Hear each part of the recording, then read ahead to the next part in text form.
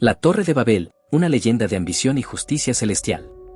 En los albores de la civilización, cuando la humanidad aún vivía bajo un cielo compartido y hablaba una misma lengua, las tierras de Sinar brillaban como el corazón del mundo. Era una época de unidad, pero también de arrogancia, pues el hombre había comenzado a olvidar al Creador que le había dado vida. En lugar de alabar a Dios, su orgullo los llevó a buscar su propia gloria. Bajo el liderazgo de un rey visionario y ambicioso, los pueblos se congregaron en la vasta llanura de Sinar. Este rey, conocido como Nemrod, proclamó con fervor: construyamos una ciudad, y en su centro, una torre que toque los cielos.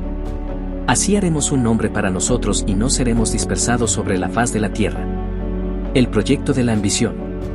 Miles acudieron al llamado, desde pastores hasta arquitectos. Trajeron herramientas primitivas, pero con ingenio transformaron ladrillos de barro en piedras sólidas y usaron betún como mortero. Día y noche trabajaban, y la torre comenzó a alzarse, una columna que parecía desafiarlos a superar sus propios límites. Mientras la torre crecía, también lo hacía el espíritu de competencia entre los constructores. No se trataba solo de una obra arquitectónica, sino de una demostración de su supuesta independencia de Dios. Con cada ladrillo, proclamaban: no necesitamos al cielo, lo conquistaremos por nosotros mismos. La torre se convirtió en un faro visible desde todos los rincones de Sinar, una maravilla que parecía eterna. Su sombra se extendía sobre la tierra, pero también sobre los corazones de los hombres, endureciendo su orgullo. El descenso del Creador. Dios, desde su trono celestial, observaba la obra de los hombres.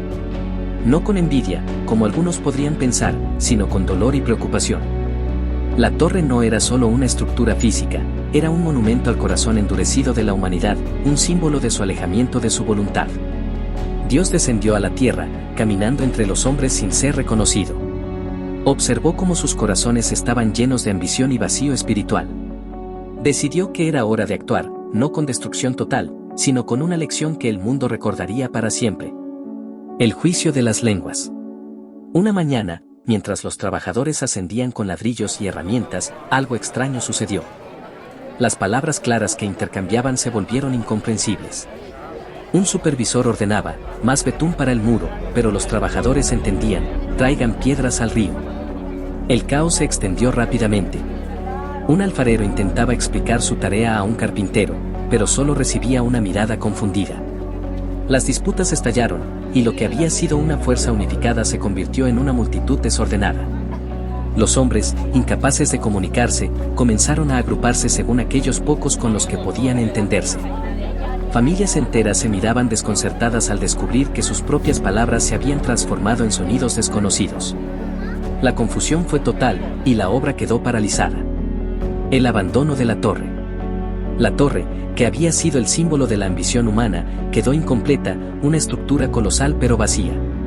Los grupos, ahora divididos por su lengua, se dispersaron por toda la tierra, cumpliendo sin saberlo el mandato de Dios de llenar el mundo y gobernarlo con humildad. Con el tiempo, la torre comenzó a desmoronarse, sus ladrillos cayendo uno por uno, hasta que lo que quedaba era un recordatorio de la soberanía divina y de los límites de la ambición humana. Aquella ciudad fue llamada Babel, porque allí Dios confundió las lenguas de toda la humanidad. Un legado eterno. La historia de la Torre de Babel no es solo un relato de juicio, sino una advertencia y un mensaje eterno. Nos recuerda que la verdadera grandeza no se encuentra en desafiar a Dios, sino en alinearnos con su voluntad. El hombre puede construir grandes obras, pero si estas están fundamentadas en el orgullo y la desobediencia, no prosperarán. Desde entonces, las lenguas y culturas del mundo son un testimonio de aquel día en que Dios detuvo la arrogancia del hombre, recordándonos que el propósito divino siempre prevalecerá. Así, Babel quedó como una cicatriz en la historia, pero también como un llamado a la humildad, la unidad y la fe en el único Creador.